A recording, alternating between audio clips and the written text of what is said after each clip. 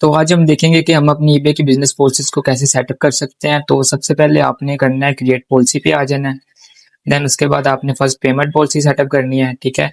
और आपने इस पॉलिसी को नाम दे देना है, ठीक है। हम इसको नाम देते हैं पेमेंट पॉलिसी। और ये जो नाम होता है ये बायर को शो नहीं होता है, ठीक है।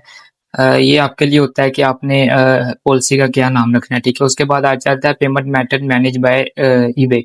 ये तो साफ लिखा हुआ है, आपको समझ आ रही है कि ये जो पेमेंट मेथड है ये ईबे मैनेज करेगा, ठीक है। देन उसके बाद सेव कर देना है, ये हमारी पेमेंट पॉलिसी सेटअप होगी। उसके बाद आपने आ जाना है रिटर्न पॉलिसी पे, ठीक है।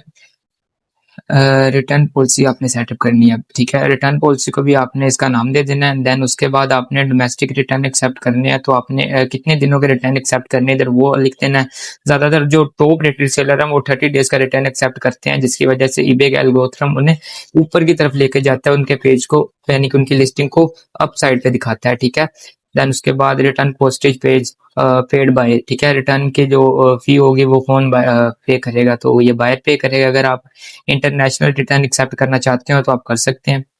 देन उसके बाद हम सेव कर देंगे, ठीक है। ये हमारी रिटर्न पॉलिसी सेटअप होगी। देन उसके बाद हम आएंगे पोस्टेज पॉलिसी पे। ये सबसे मेन पॉलिसी होती है क्योंकि इसकी वजह से वोलेशंस भी बहुत आती हैं, ठीक है।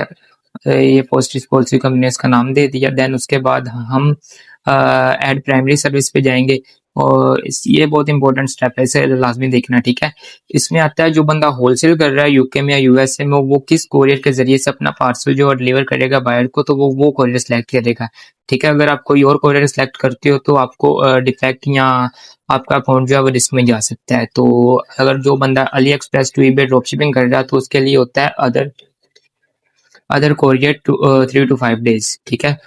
ये होता है, ठीक है। तो हमें नहीं पता कि जो अली एक्सप्रेस है वो किस कोरियर के साथ हमें पार्सल भेजेगा, तो इसलिए हम अदर सेलेक्ट करते हैं।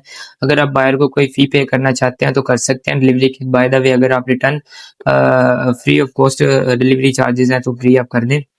देन उसके बाद आ जाता है हैंडलिंग टाइम, ठीक है। हैंडलिंग टाइम क्या होता है? हैंडलिंग टाइम बेसिकली होता है जो आपका डिस्पैच टाइम होता है, ठीक है। इस डिस्पैच टाइम में आपने अपनी ट्रैकिंग जो है ईबे को देनी होती है, ठीक है।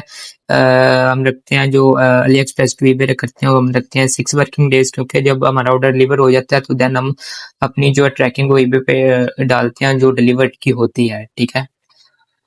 देन उसके बाद हम सेव कर देंगे। ये हमारी पेमेंट पॉलिसी जो है वो सेटअप हो गई हैं। तो ये तरीका था पेमेंट पॉलिसी सेटअप करने का।